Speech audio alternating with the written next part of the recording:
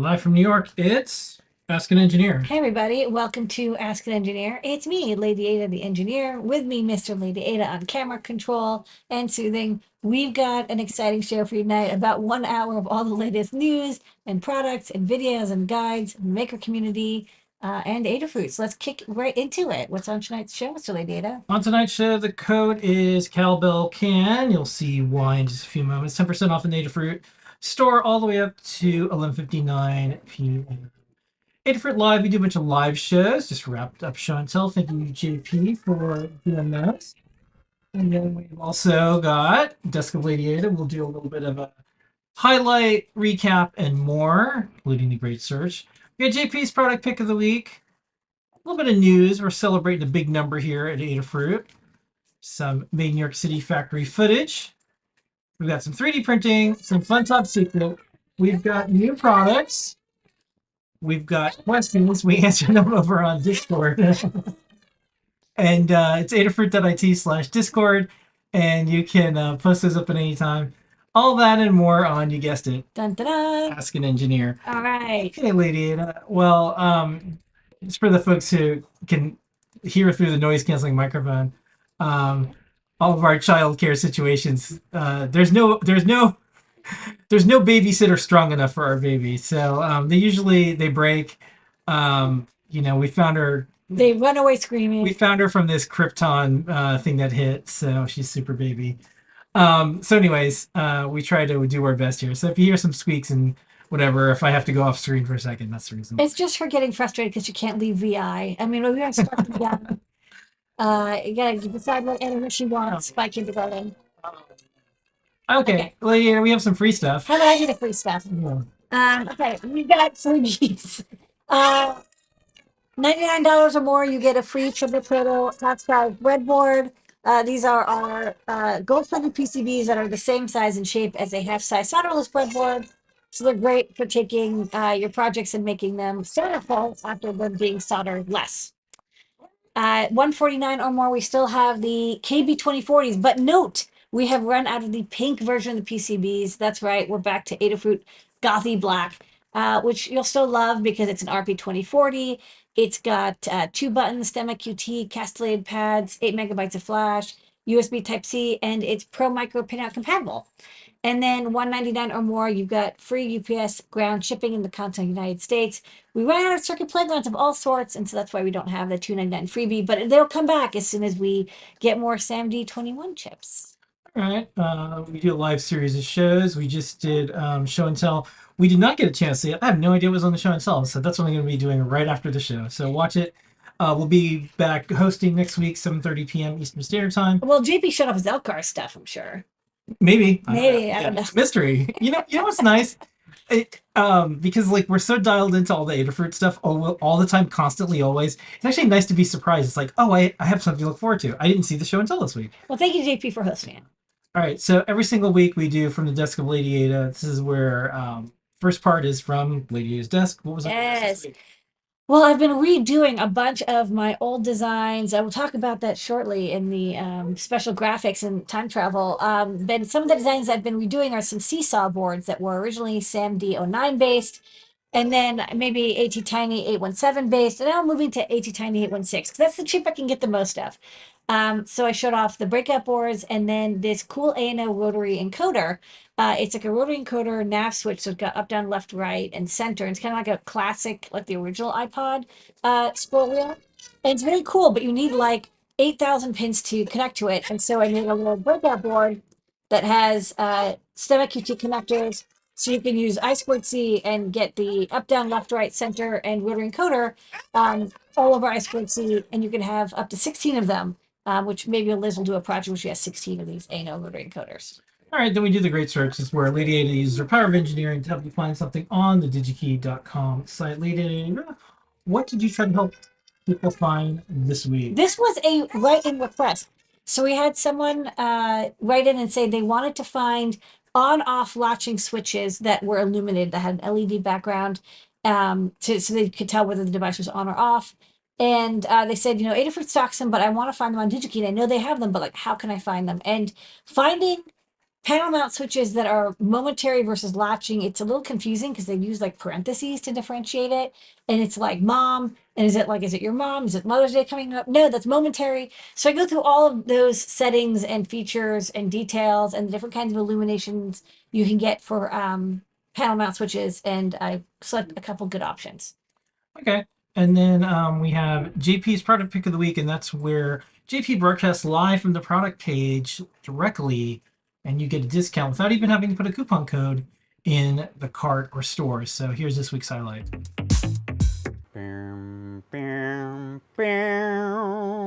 It is the 1.54 inch 240 by 240 IPS TFT display with micro SD breakout and I-Spy connector. Got a little lo-fi hip-hop girl action and her cat playing on there. That's the GIF running with direct blitting to the screen, so really nice and smooth.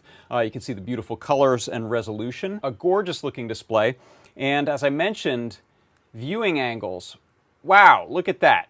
Even at indirect, oblique kinds of angles and dead on. It all looks really good.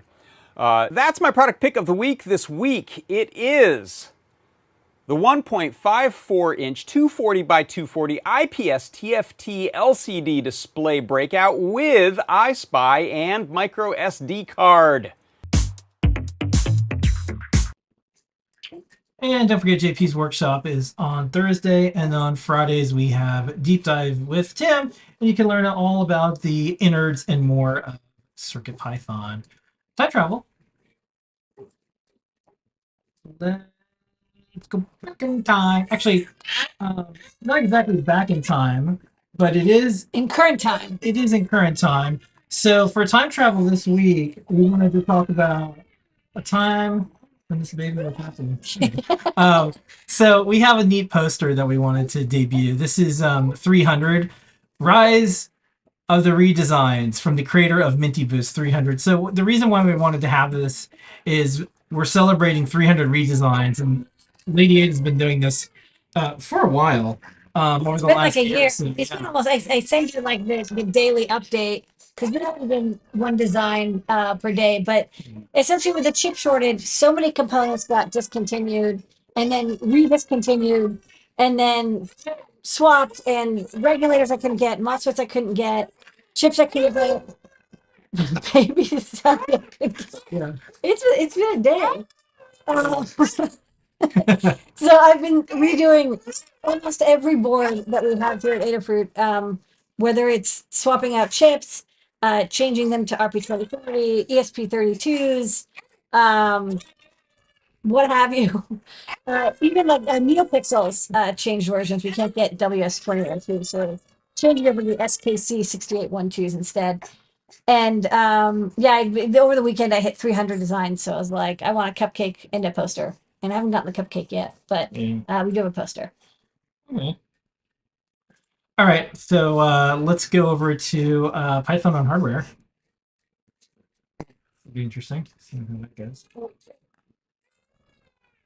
Okay, this week, Lady Ada, we have the new, I guess, announcement. This is like 8 hours old. This is fresh. This is like hot off the press. Hot off the press. Yeah. So what is this? What's going on?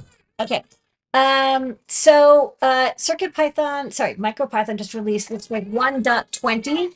119 was what CircuitPython I think was caught up to. So the big changes it looks like is there's a new micro package manager, which is actually pretty neat. So in MicroPython, you can install if you have a Wi-Fi capable MicroPython chip like the ESP32 or the PicoW, you can use it to like download packages like from within the microcontroller. You don't have to like drag and drop files because especially for the PicoW and for the ESP32 and 8266, there is no native USB, so it's very hard to drag and drop files. So this is a way to like download them over the interweb. So you can I go over here and click. Yeah. Okay, and then I can scroll. Yeah. There's also there's a lot of updates to the internal core, PicoW support, a lot of like, it looks like a lot of bug fixes. I mean, I kind of read the beginning of this. Looks like there's more MIMX RT. So that's the RT 10 and 11 XX series used in the Teen C4 and also in our Metro IMX board. I think also they're working on, wow, there's a lot of updates.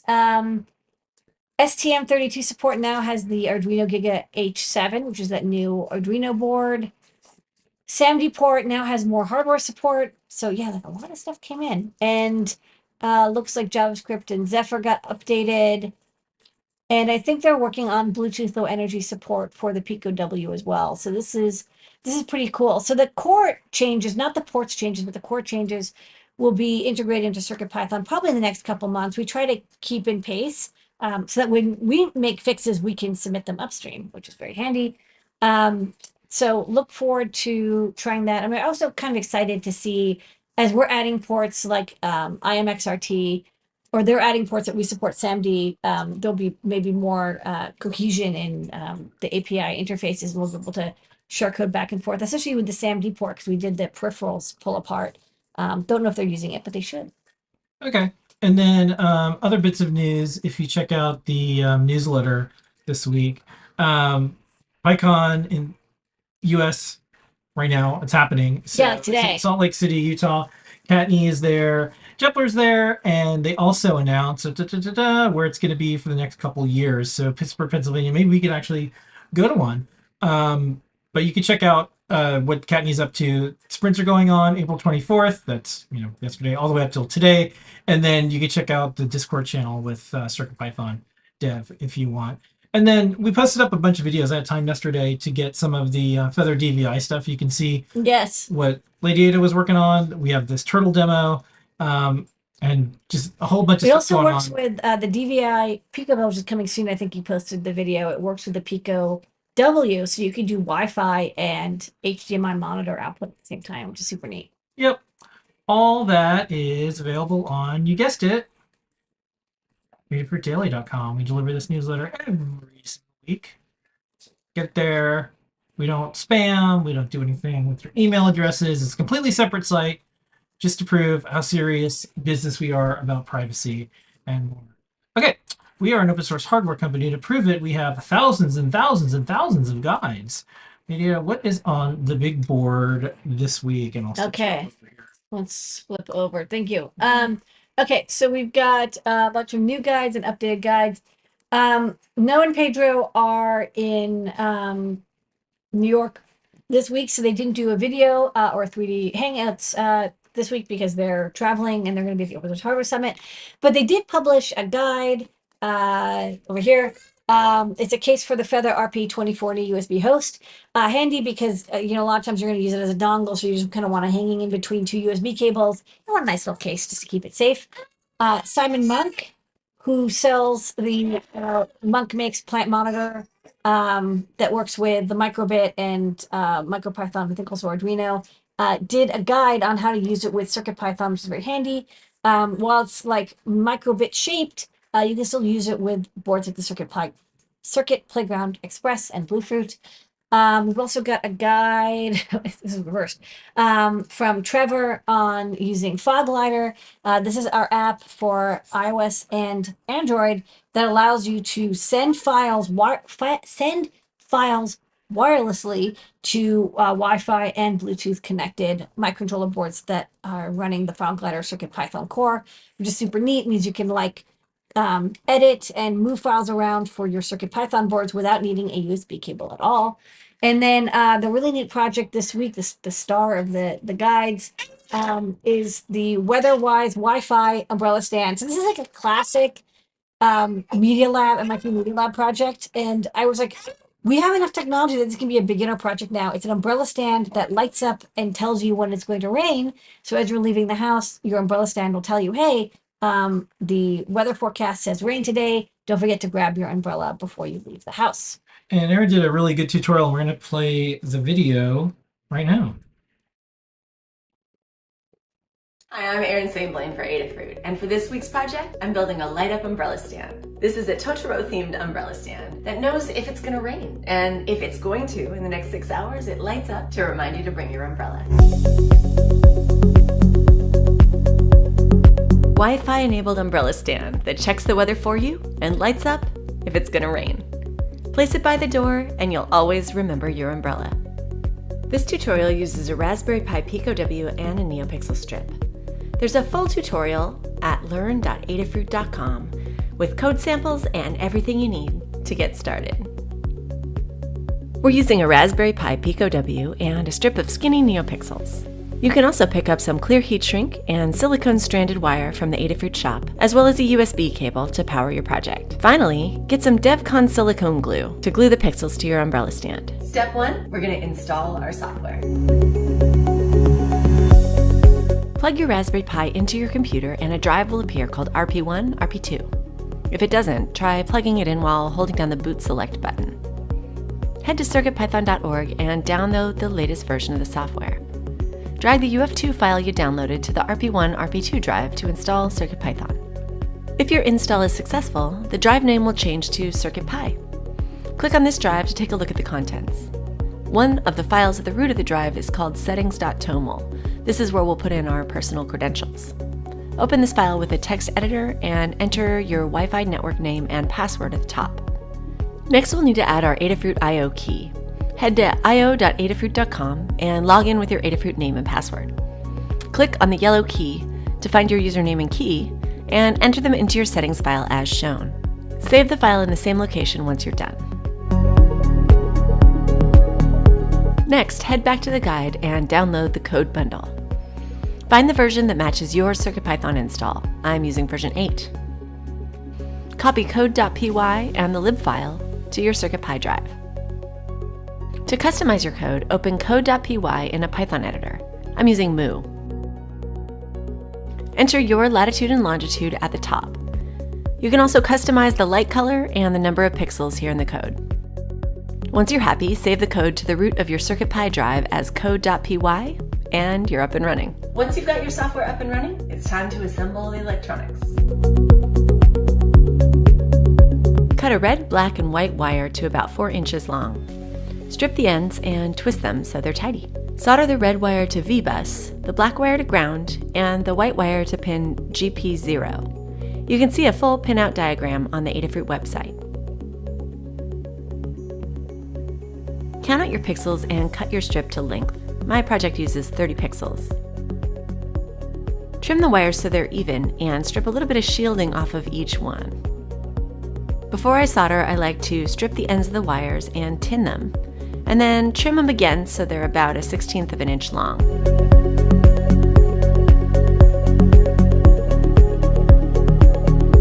Also tin the pads on the NeoPixel strip.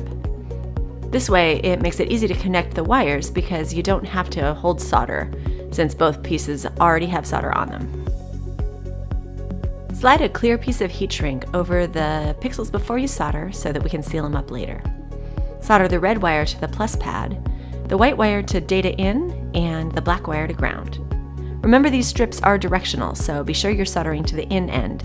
Check for little arrows on the strip to make sure that they're going in the direction of data flow. If you're new to soldering NeoPixel strips, we have a beginner guide at learn.adafruit.com. I'll put a link in the description. Plug your Pico into power and wait a few seconds for the Wi-Fi to connect. The pixels will light up for just a moment to show that everything's working. If it's not, head over to the guide for some troubleshooting tips. Seal up the ends of your strip by squeezing a little hot glue inside your heat shrink and then shrinking it down over your solder joints. This will encase your joints in glue and make a waterproof seal for your strip. Be sure to do both ends. Test your strip one more time. If everything's working, it's time to build the base. Now that you've got your pixels lighting up, let's build the umbrella base. For my umbrella stand, I'm using a large glass jar and the black plastic frame from a round mirror that I found at the thrift store. The base doesn't quite fit around the jar, but it's close enough that a little work with a Dremel and a heat gun can make it fit. I also cut a slit for the USB cable using my Dremel. I glued the Pico and the USB cable into place using hot glue. And for the pixels, I used DevCon silicone adhesive. Not very much will stick to these silicone sheaths, and this is the best kind of glue that I found for this. I also ended up using the same DevCon glue to glue the base to the glass jar. It makes a nice sticky residue that will stick to just about anything. So trying to stick the glass to the plastic, this stuff worked fantastic. I left a little strand of lights at the end that will fit inside my Totoro. Finally, I added a 3D printed Totoro figurine, slipping the end of the NeoPixel strip inside to make him glow. And to finish it off, I added a vinyl sticker that I cut on my Cricut vinyl cutter to bring the whole project together. See the full build tutorial at learn.adafruit.com. And remember to subscribe for more fun project videos. Thanks for watching.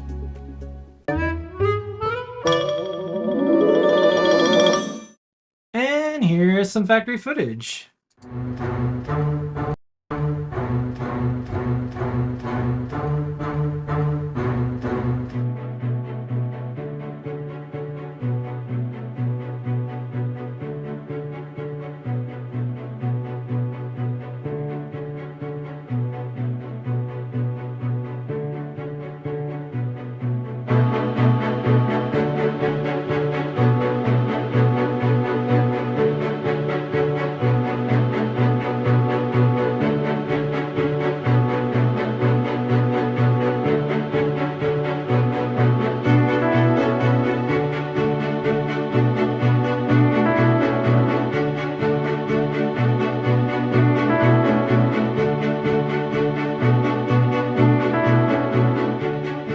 And that's our factory footage. All right, for 3D printing this week, we have a speed up, and it's one of, I think, our best speed ups we've ever done because I am a fan of Figment. So if you know Figment from Epcot, this is for you.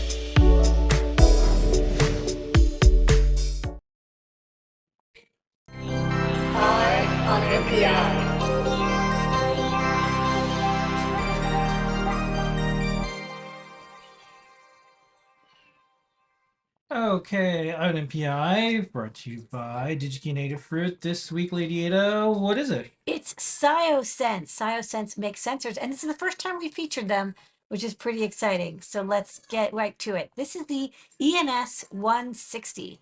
The ENS 160 is environment sensor. I think that's what the ENS stands for. And it's their latest model. This is not the first time they've done a gas sensor. These are the specs for this one. It's a multi-gas sensor. It's got I2C SPI. We'll go into all this, and it gives you air quality, TVOC, and effective CO2 output. You might be like, hey, ScioSense, didn't they make that other sensor, the CCS 811 and the 801? Yes, they did. This is a very popular air quality sensor slash gas sensor. I think this was actually one of the first like all-in-one embedded I2C mock sensors. And we carried it for a very long time, but as of a few months ago, it's been obsolete and discontinued. So you can't get the CCS 811 because as you see here, the ENS 160 is considered the next generation. So this is what you would upgrade to.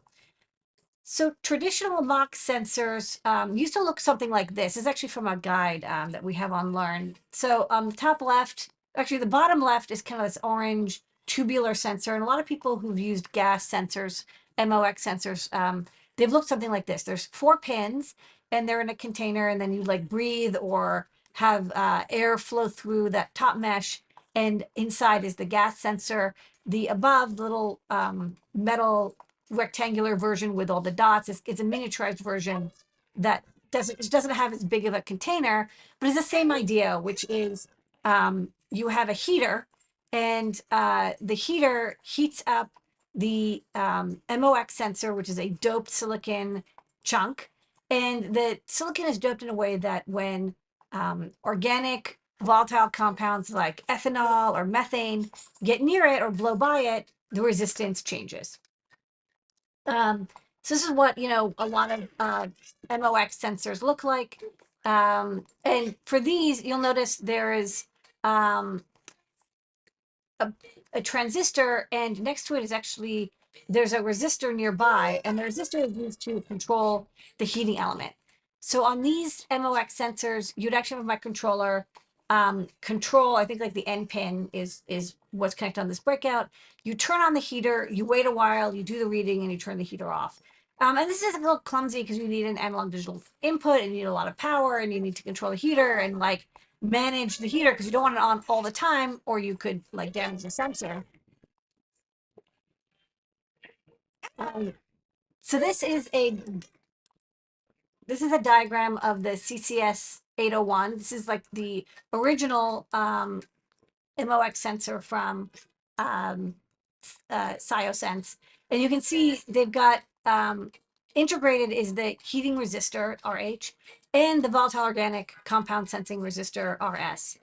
And then what they've done is they've merged these two elements with the external control, which is a heating controller, and then an analog digital input converter, and then a calculator. And that's actually kind of the magic because in the ENS 160, you've got four, it's really cool, like rendering. You've got four elements you can see in the explosion diagram to the right.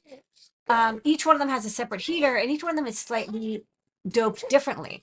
And by taking the four readings and they perform whatever calculation, they can get a better sense of the effective CO2 and the total volatile organic compounds. So this is the ENS 160. It has I squared C and SPI interfaces. And you don't have to like, you can manually control the heater and get the raw resistance readings. But in general, what you do is you just say, hey, turn on and give me like the effective CO2 and the TVOC, and it does all that work for you. And it even handles the baseline calculations, which is something that if you were manually controlling the MOX sensor, you would have to do by hand. This is how you connect it up. The only thing to watch for is it does require a 1.8 volt power supply. So you can use a VDDIO of 3.3 volts, but you do have to supply it 1.8 volts for the power, which makes sense because it has this heating element that you don't want to have a high voltage or you have a significant amount of current you're going to need. The three outputs that you're going to get from this sensor, you can get the raw resistance readings, but in general, what people want to get is the TVOC or the effective CO2 or what they call the AQI reading, which is just a generic air quality reading from 1 to 5 that tells you like how good is the air, what 1 is the best and 5 is, open a window. What's nice about these readings is, again, you don't need a binary blob. You don't need to do the computation on your own. It just sort of like pops out of the sensor automatically. One thing to note is, because we've covered CO2 sensors before on INMPI, is this is a eCO2 sensor, which means effective CO2. It's not a true NDIR sensor, and they do compare in the data sheet. Here's NDIR outputs versus this sensor and the effective CO2 output. In their opinion, because you get volatile organic compound readings as well as effective CO2, it's better at measuring like air quality, but it wouldn't be what you would use if you're actually trying to measure just CO2. So if you're like trying to measure CO2 for outdoor environmental tracking and you don't care about like air quality for humans as much as like you're maybe doing it for plants or you're doing it for industrial purposes, this sensor is not going to give you like true CO2. But for, here, bathrooms, bedrooms, kitchens, offices, it's going to do a really good job. And, they did compare for most purposes, indoors for humans, the effective CO2 is pretty much the same as the NDIR CO2. Again, it's not if you're not dealing with just humans and indoor office spaces or homes, but it's going to be a lot cheaper and use less power than an NDIR sensor. Much, much cheaper. Another thing to note is MOX sensors, MOX sensors, even though this one has 4 elements, they don't sense individual gases. So you can't, for example, ask it, hey, how much ethanol versus methane versus toluene are you measuring? It's going to give you like the sum of all of them and have different effective reactions to them, but you're not going to be able to tell if you have mostly methane or mostly toluene. It's going to tell you total volatile organic compounds. One nice thing that they've added to the ENS 160 is now you can do temperature and humidity compensation, because that resistor, that doped silicon resistor that measures the effect of CO2 in volatile organic compound, that is going to be affected by humidity and temperature. Like the higher the humidity, the higher that resistance, and it's reacting to the humidity, not to the organic compounds. And so, this is something that you'll notice, especially with like alcohol, ethanol sensors. If you're breathing into it, your breath is just humid enough that it could set off the sensor, even if you don't necessarily have ethanol in your breath. So humidity and temperature compensation is important, and you would need a separate temperature and humidity sensor. ScioSense makes one that they suggest, but honestly, any humidity and temperature sensor will do a fair job. And they've got code as well. So on their GitHub, there is the ScioSense ENS 160 Arduino driver. It's got examples and code for I squared C. I'll say I haven't used this sensor with SPI. Don't know if it actually works with SPI, but it definitely works very well with I squared C. And if you want to get started quickly, we've got a breakout board, part number 5606, which is available at DigiKey. They've even got 150-ish in stock right now. It comes with a regulator and level shifting, so you can get away with just providing it with 3 to 5 volts. You don't need to do the 1.8 volt level shifting or regulation. Okay. And then And they're in stock. they're in stock. Hundreds of them, almost 1,000. Looks like I bought 5 from their initial stocking, but they've got the NS 160 in stock right now. It is surface mount. They also have an eval board, but honestly, I'm going to promote the Adafruit breakout because it's in stock at Adafruit at DigiKey right now. All right, and they have a video. So we're going to play the video. That's right. Let's see the video. We feel it on our skin, in our lungs. It's always there, and we need it, the air that surrounds us. But it can be dangerous because humans and their innovations create pollution which degrades air quality.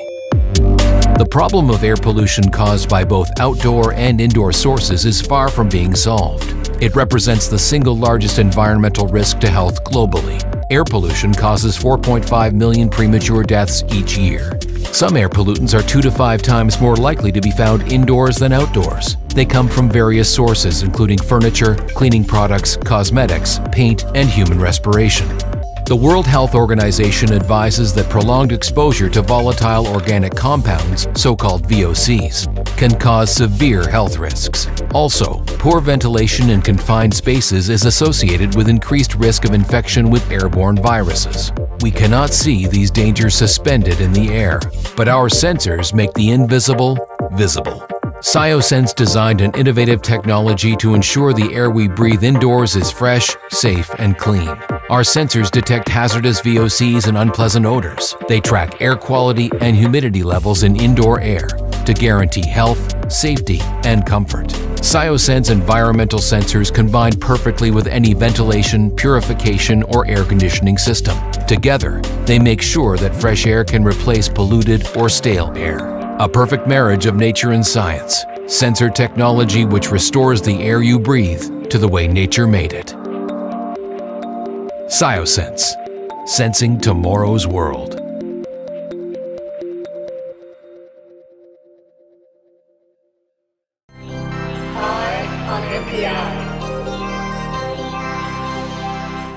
All right, and before we go on to new products, the code is CowbellCan. 10% off the Adafruit store all the way up to 11:59 p.m. tonight. Let's kick it, Lady Adam.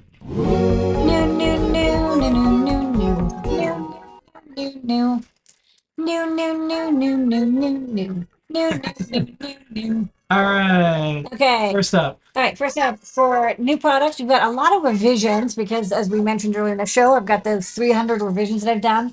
This is one of them.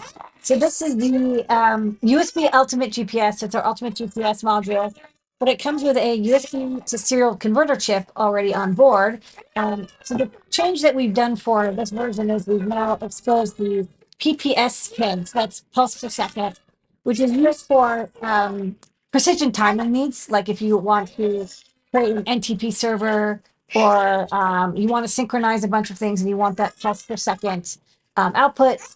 Before I had it tied to, I think, like the ring indicator, but it was confusing for people and difficult to use. So now it's just available as a GPIO. Otherwise, it's the same breakout. We recently revised this also to use USB-C and CP2102. So it works with like pretty much every operating system. It has an internal antenna and also an external antenna is possible using the UFL connector. We also have another revision for the LED matrix. This is a shield that goes on an Arduino. Originally, we designed it for like the Arduino Uno or the Metro 328, but it does work on the Metro M4 and the Metro M0. The revision is that we now have it come partially pre-assembled. So instead of it being like a full kit where you have to solder in the 2x8 header and the button in the terminal block, the terminal block, the 2.8 header, and the button come pre-soldered. You still need to solder on the header to connect it to an Arduino, but it's a lot less work, and you don't have to worry about maybe getting the RGB connector in backwards. Another revision we've got is the AS7341, the multi-spectral sensor. So this is an 11-channel spectral sensor used for people doing scientific sensing. It does more than just RGB. It does near IR, 415, 445, 480, 515, 555, 590, 638, and 683 nanometer sensing. The change we made is originally we had the LED is just connected, the on LED is connected just directly to the 3-volt power. But some people said, hey, that's actually messing up my sensing because I'm not using the white LED. And so we added a cuttable resistor on the back. So you can cut that resistor and now the on LED won't light up.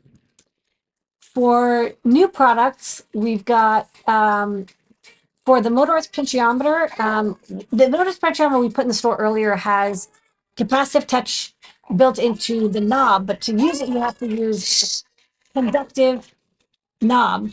So this is a conductive plastic knob that works specifically with the motorized pot, and you can use it with any capacitive touch circuitry you've got to like Arduino or CircuitPython or MicroPython. The knob itself doesn't do anything. It's just conductive plastic, but it means that you can actually have that conductive signal go from the body through the potentiometer into the little nub below. So it's black, not silver, but it's still conductive. And then the star of the show that we've got is a new Pi cowbell. So I've been releasing a bunch of these Raspberry Pi Pico like add-on boards. For feather, we've got feather wings. For Pi cows, we've got Pi cowbells. That's the winner of the naming contest.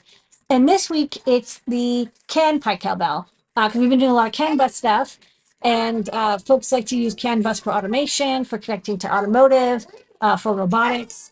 It's a really great sensor node platform for if you don't need wireless, you just want to have 2 wires for data and their differential. So it's really good in high noise environments or for very long distances.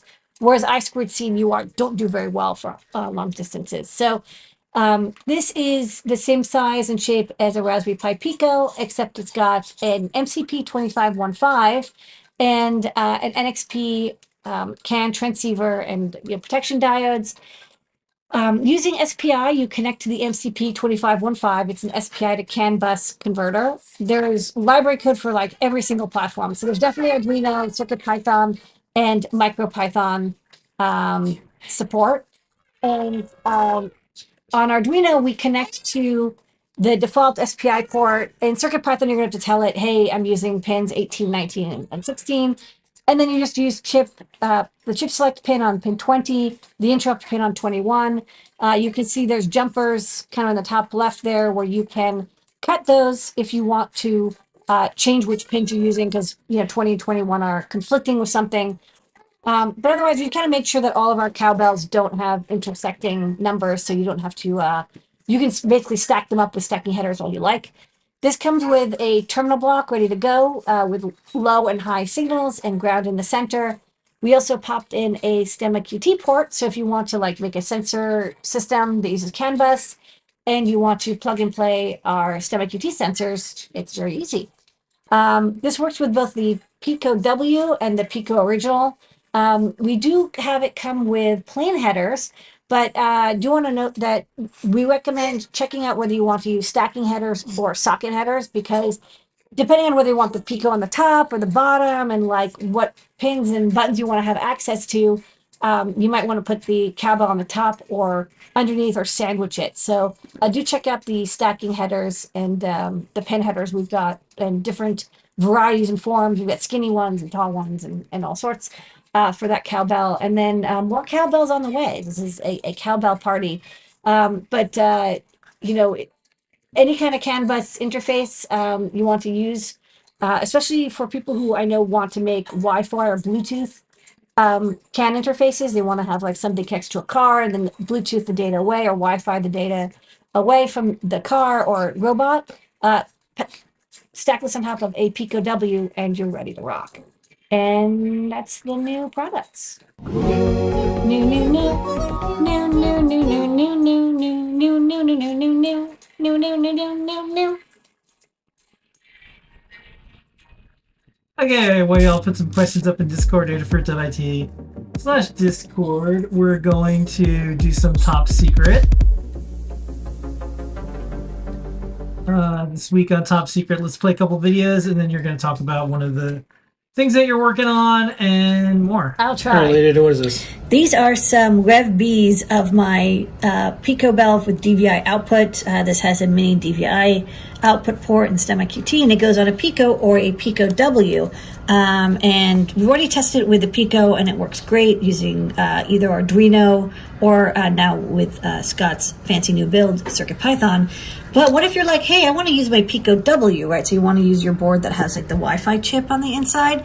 Well, you can. This is the Pico Bell with DVI output plugged on top of my, it's literally my Pico W. It's got the antenna and everything. And then over here, it's got Wi-Fi output and got the REPL working, and it can connect over Wi-Fi and use SSL and get data. And this is the monochrome mode output, so you can see, I think once it's done, it'll print out how much memory is left over, and it's about like 50 kilobytes. Yeah, so about 53K. Early data, what is this? This is the Adafruit CAN P-Cowbell. So this is a cowbell for the Raspberry Pi Pico. You can use it with the Pico or Pico W. And it adds CAN bus support via the MCP 2515 here, and there's a CAN transceiver, and even comes with terminal blocks pre-soldered. So I'm building a tester. I'm using the Metro ESP32S2 because it has native CAN. So what I do is I use the native CAN on these pins connected through a CAN transceiver, which then connects through to the terminal block, and then it like tests itself. So like one CAN bus is on SPI and one is on native, and let's see if it works. Oh, yay! It passes tests, so super fast, and we'll get these into the shop soon. People can add cowbell to their Picos or Pico Ws. All right, Lydia, what's this? Okay, this is a design that I just finished, and I like to render the designs because it gives me a good sense of the component locations. So this is actually an old design. This was originally a Metro RP2040 airlift. So where the micro SD card was an ESP32 that was like Wi-Fi Bluetooth. But then like the next week, the Pico W came out, and I was like, oh man, like probably nobody wants, an ESP airlift based board. But recently I've been doing a lot of tester revisions, and it's like, man, I could really use having an RP2040 in a Metro shape with an SD card slot. And I was like, oh, let me revisit that old design. Pulled off the ESP32, slotted in the micro SD, and we had a couple of extra GPIO. There's so many pins on the RP2040 that it has the SDIO pins connected as well. So we might look at it could be good for like really high speed data logging or data reading. And another thing I added is it's got both the SWD Classic and over there, my hand's cut off, but it's got the 3-pin debug port that is on the Pico H. The standard like Pico probe debug port. It's got USB-C, STEMMA QT, reset button.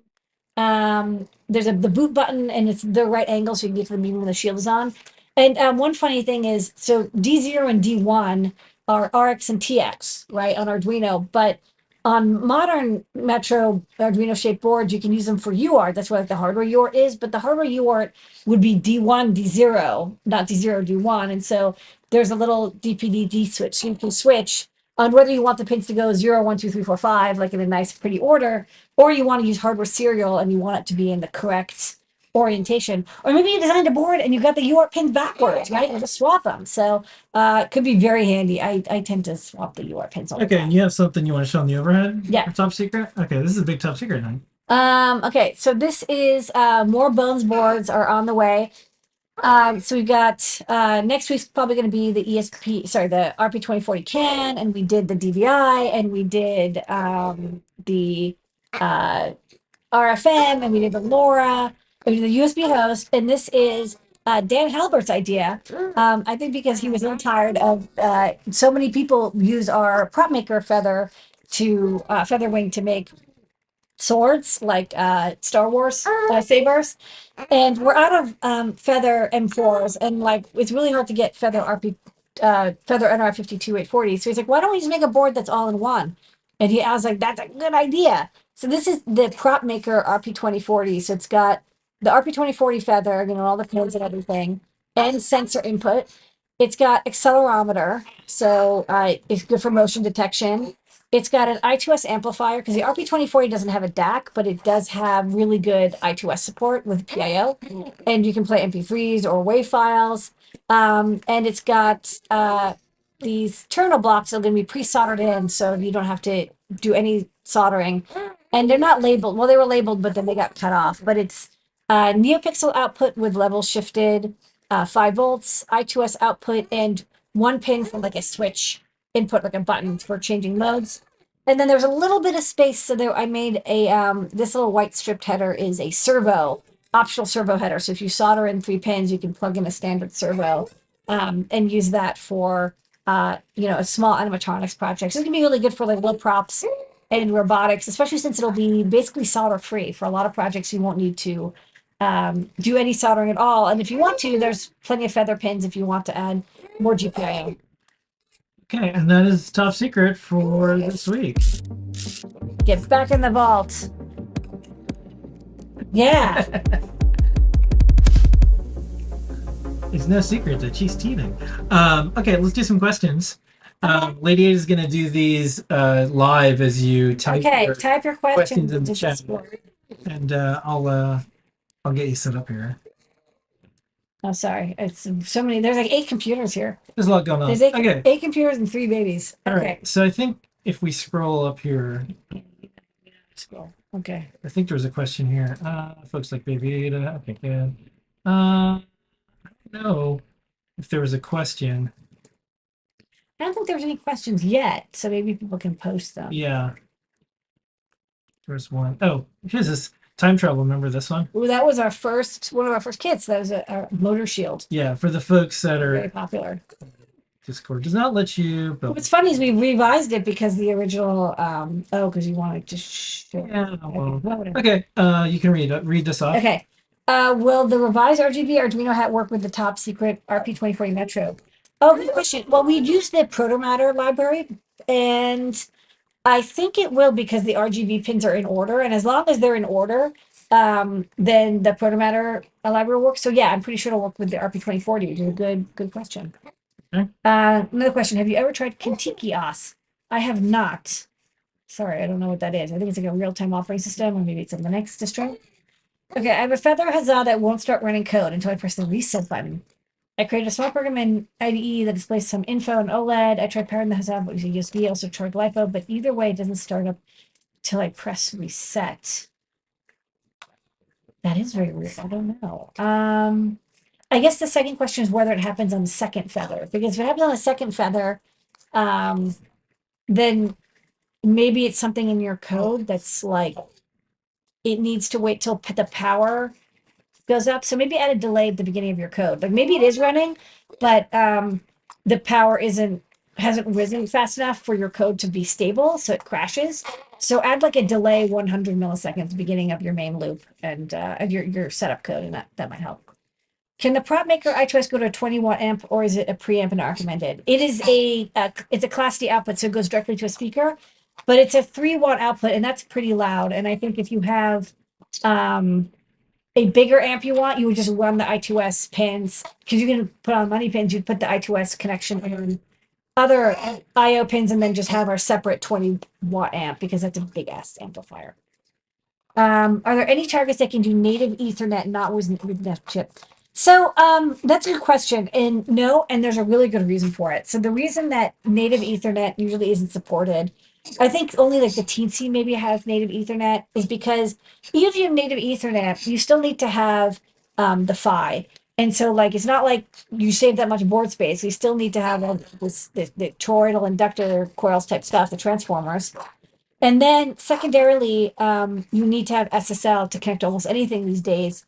And when you use Wi-Fi chips like the ESP32, they have the SSL stack built in. Or if you use the Pico W, the core has SSL built in. But if you don't, it's just very complicated and difficult. And a lot of people aren't willing to do it. I think maybe the ESP32 has also a native Ethernet Mac, but you still again need a PHY. So I just don't see it as often. A lot of people use the WizNet chips because it's just really easy to get going. It doesn't have SSL, but at least you it's all in one and ready to go. There's the fun Adafruit turtle library for logo like graphics, but does Adafruit make a little pen robot that uses it? We don't. I think we. If you trade a box, who knows? There might be future. There are other turtle. I will say that there is a. Because I looked into it, there's a large history of people who design turtle bots and then go out of business. So we decided not to do one, but It's kind of like when people argue about open source licenses, it's usually right before the end. I hate to say it. Yeah. It's like there's going to be a magic license. It protects everything forever. It's not getting into like what it's like nobody asks anymore like why we don't have 3D printers we design and sell. Why is there an Adafruit? I think everyone agrees. Yeah, because you just making and selling 3D printers is a terrible business, and that's why we decided not to get into it. Yeah. Okay.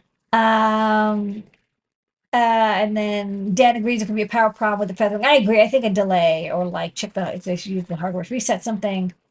Maybe design something else confusing turtle robot. I think I would actually just get it off. We had a couple of cool like microbit bots. You could run turtle on the microbit V2 and have that do it. Yeah. Social robots is another one. It's like we're doing social robots. Like, well, you'll have a neat video. Yeah, the demo will be great. And then you'll have a post about your wonderful journey, spending more time with the family. Also, drones is true. Yeah, like don't compete against DJI right now. It's like oh, Adafruit should do more robotics, but I have not seen a lot of success with companies that do robotics. It's a thing where everybody's like, this is going to be the biggest thing, but then they usually go under after a couple of years. Yeah. All right. It's a big struggle. I mean, don't get me wrong. The robot companies that are out there that are succeeding. No, it's super cool. Very cool. Yeah. Good for them. Yeah, Prusa is doing okay, but they're one of the ones. So they decided not to release their files as open source because they're thinking about it, or maybe they said they're not going to do it right now. Right now, they're not, and so I understand. Anyone can figure out, what makes the most sense for them, but I think that, and I'm not going to probably have time to do a post. It's unclear to me what magical license Prusa could come up with that would protect things that they're worried about. Because it's not possible. Just like Apple can't stop Android phones from making things that look like Apple phones and vice versa. But there's trademarks. Can't call it a Prusa. There's copyright. You should, definitely respect the licenses and use the right code.